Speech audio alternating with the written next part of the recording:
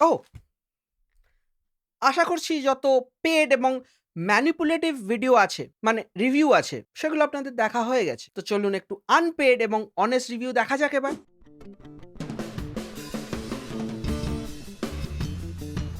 নমস্কার and welcome to thrash hour. আজকে আমরা কথা বলবো অদম্য নিয়ে। এই ছবিটা রিভিউ করার আগে কয়েকটা জিনিস আমি মেনশন করে দিই। ওই সেন্টিমেন্টাল ন্যাকা কান্নাগুলো আমার কাছে খাটে না এবং ওই পিআর এর মেসেজগুলো আমার চোখে পড়ে না, এবং এই ভিডিওর শেষে আমি কয়েকটা ন্যারেটিভ প্র্যাকটিস এক্সপোজ করব। তো যারা সেগুলো নিয়ে ইন্টারেস্টেড তারা ভিডিওটা লাস্ট অব্দি দেখবেন। তো চলুন ডিসকাস করা যাক অদম্য নিয়ে। অদম্য এসেনশিয়ালি একটা আর্ট ফিল্ম। হ্যাঁ, আর্ট ফিল্ম এই জন্য বললাম কারণ এর ফার্স্ট ফ্রেম থেকে লাস্ট ফ্রেম অব্দি art house DNA clearly evident. এই ছবির যে মেন প্রোটাগনিস্ট, সে একজন পলিটিশিয়ানের ওপরে একটা ফেইল্ড অ্যাসাসিনেশন অ্যাটেম্পটের পর পালিয়ে সুন্দরবন যায়, এবং তার এই জার্নিটা নিয়ে হচ্ছে এই ফিল্ম। এই ফিল্মটাকে যদি আমি দু ভাগে ভাগ করি, একটা হচ্ছে ভিজুয়াল সাইড আর একটা হচ্ছে স্টোরি টেলিং সাইড, তাহলে দুটোর মধ্যে স্টার্ক কন্ট্রাস্ট। যেরকম এর ভিজুয়াল সাইডটা খুবই ডেভেলপড অ্যান্ড রিচ, সেরকম এর স্টোরি টেলিং সাইডটা একদমই weak. On the visual side cinematographer ফাটিয়ে কাজ করেছে, on the story telling side screenplay একদমই ফাঁপা। On the visual side Ariyan ঘোষের পারফরমেন্স একটা ক্যারেক্টারের প্রত্যেকটা ফিজিক্যাল ডিমান্ড ফুলফিল করতে পেরেছে। সে অ্যাকচুয়াল লোকেশনে উইদাউট স্টান্টম্যান পুকুরে স্নান করেছে, শীর্ষাসন করেছে, কুড়ে ঘর পরিষ্কার করেছে।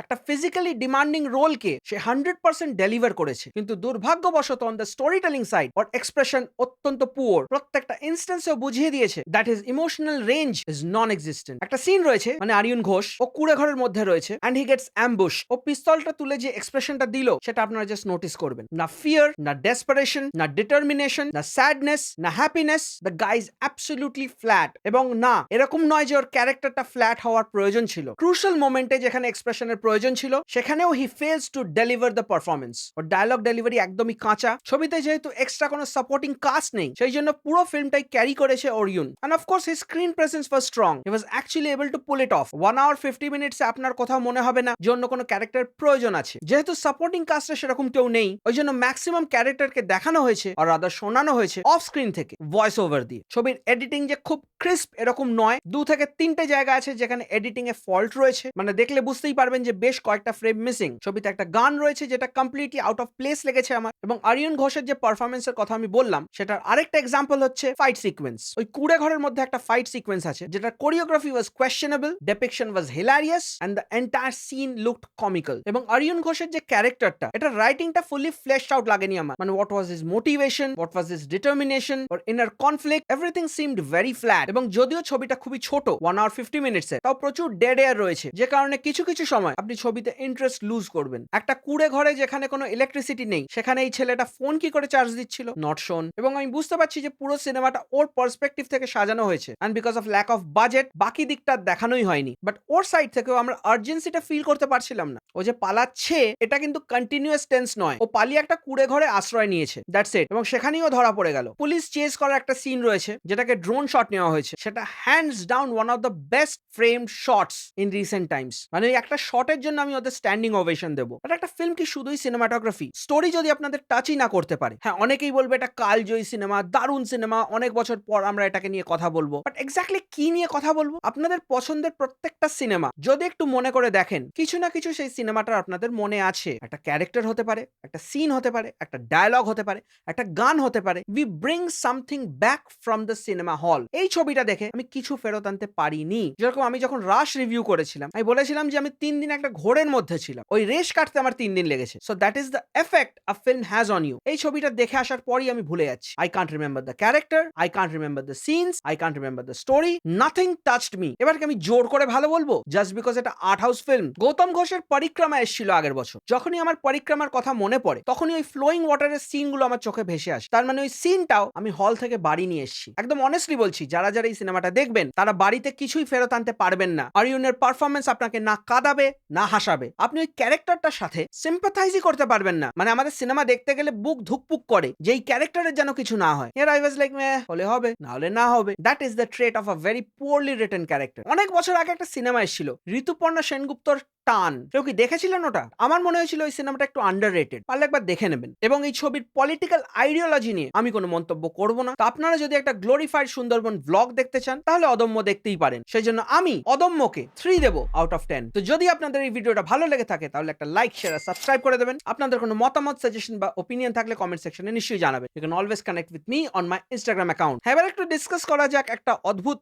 ফেনোমেনন নিয়ে। তো এবার যে কথাগুলো বলবো সেটা একদমই আনফিল্টার্ড, ওপিনিয়নেটেড অবভিয়াসলি। এই ফিল্মটাকে আমার রিভিউ করার কথা ছিল না। আমি অনেস্টলি যখন এর ট্রেলারটা দেখেছিলাম আমার ভালো লাগেনি। সো আমি যখন ট্রেলার লেভেলে কোনো জিনিসকে দেখে মনে হয় যে একদমই এটা রিভিউ করার যোগ্য নয়, অলদো অপর্ণা সেনের নামটা জড়িয়েছিল, তা আমার পছন্দ হয়নি ট্রেলার। সো আই ডিসাইডেড যে আমি এটাকে রিভিউ করব না, I'll skip this, I will watch something else. But then আরেকটা ঘটনা ঘটে।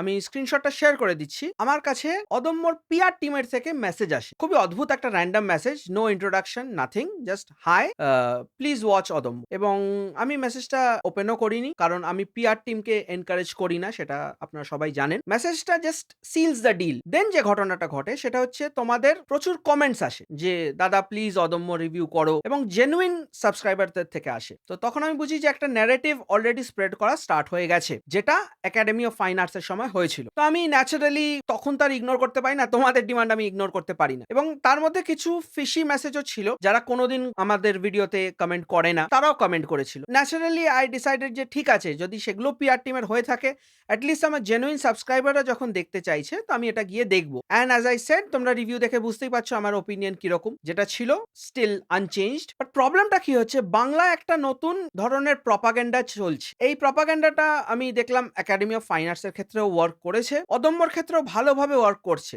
যে রিভিউয়ারদের তোমরা দেখছো অদম্যকে ভালো বলছে, কয়েকজন তো অবভিয়াসলি নিজেই স্বীকার করেছেন যে আমার কাছে মেসেজ এসছে, অমুক ডিরেক্টর মেসেজ পাঠিয়েছেন, সেটা দেখে আমি রিভিউ করছি। এবং রেস্ট অ্যাসিওর্ড প্রত্যেকের কাছে এই পিআর টিম থেকে মেসেজ গেছে, আইদার ইনবক্সে বা মেলে বা কমেন্ট সেকশনে, এবং প্রত্যেকেই সেই জন্য এই সিনেমাটাকে সাপোর্ট করছে। এই সাপোর্ট ব্যাপারটা নিয়ে আমার খুবই আপত্তি। জানো তো, আমরা যখন ব্যান্ড সার্কিটে ছিলাম, আমি যখন মিউজিক করতাম, ফুল ফ্লেজেড লাইভ মিউজিশিয়ান ছিলাম, তখন লোকে বলতো যে support your music scene, your local scene. এবং সেই সাপোর্টটা হতো যে তোমার বন্ধু যদি কোনো শো করে, গিয়ে পারফর্ম করে, তোমরা গিয়ে পাশে দাঁড়াও, টিকিট কেটে না, ফ্রিতে তোমরা পাশে দাঁড়াও, যাতে একটু ক্রাউড জমে, লোকে শোনে। এটা হচ্ছে সাপোর্ট। বাংলা সিনেমার সাপোর্টটা কিন্তু ফাইন্যান্সিয়াল সাপোর্ট, এটা আমাদের বুঝতে হবে। এই যে সিনেমাগুলোকে আমরা সাপোর্ট করছি, আমার সিনেমার পার টিকিট 200 রুপিস লেগেছে, প্লাস ট্যাক্স, জিএসটি, প্ল্যাটফর্ম ফিজ, এগুলো তো রয়েছেই, পার পার্সন বলেছি। নন্দনে দেখলে হয়তো ওটা 30 টাকা থেকে শুরু হতো, 30, 50, 70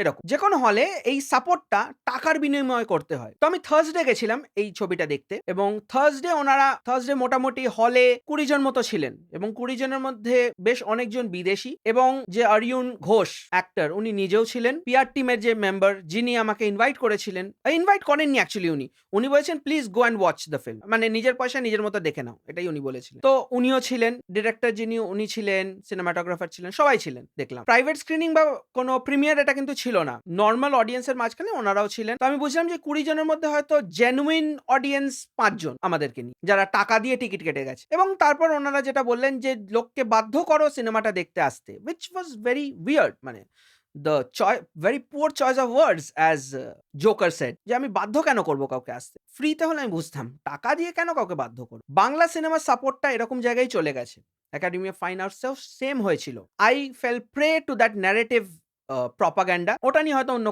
অন্য কোনো ভিডিওতে আমি আলোচনা করব। ওটার ক্ষেত্রে আমি সেম দেখেছিলাম যে রিভিউয়াররা দারুণ কথা বলছে, because everyone was getting invited to the premieres and screenings. এখানেও সেম জিনিস হয়েছে। আমি হাত জোর করে রিকোয়েস্ট করছি সবাইকে যে তোমরা সিনেমাটা দেখলে দেখো, নিজেদের পয়সায় দেখবে। আমি কোনোদিন তোমাদের বলি না যে গিয়ে দেখো বা দেখো না। You can go and watch this film, you can skip this film, নিজেদের টাকায় দেখবে। বাট কারুর কথায় ওরকম প্লিজ পাশে দাঁড়াও এটা শুনো না, বিকজ পাশে তখন দাঁড়ানো যায় যখন ফাইন্যান্সিয়াল ইন্টারাকশন হচ্ছে না, ফাইন্যান্সিয়াল ট্রানজাকশন হচ্ছে না। বাংলা সিনেমার পাশে দাঁড়ানো মানে একটা ফাইন্যান্সিয়াল লায়াবিলিটি। সেটা 6 জন মিলে সিনেমা বানিয়েছে না 10 জন মিলে বানিয়েছে, সেটা তোমরা কিন্তু যাচাই করতে পারবে না। All this is happening behind the closed doors. Everything is happening under the tables. আমি ওনাদের কোনোভাবে অ্যাকিউজ করছি না। Maybe they are actually right, 6 জন মিলে করেছেন, 2 জন মিলে করেছেন, I don't know. But should I care? As a paying audience, why should I care? আমি প্রত্যেকটা ভিডিওর শেষে এরকম বক্তৃতা দিই না। এই ভিডিওটা শেষে এই জন্য বলতে এলাম, because I was least interested in this film. I didn't want to watch this film. I was forced into watching this film. এরকম একটা ন্যারেটিভ, এরকম একটা সিচুয়েশন ক্রিয়েট করা হলো, যেখানে আমি বাধ্য হলাম এই সিনেমাটাকে গিয়ে দেখতে এবং এই সিনেমাটা নিয়ে কথা বলতে। So I am actually quite bitter about this.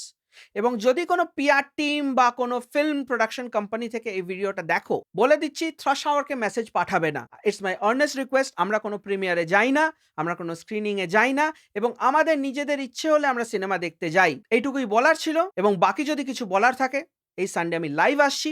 সেই লাইভে সামনাসামনি তোমাদের সাথে এই বিষয়ে কথা হবে, এবং দেখা হচ্ছে পরের ভিডিও।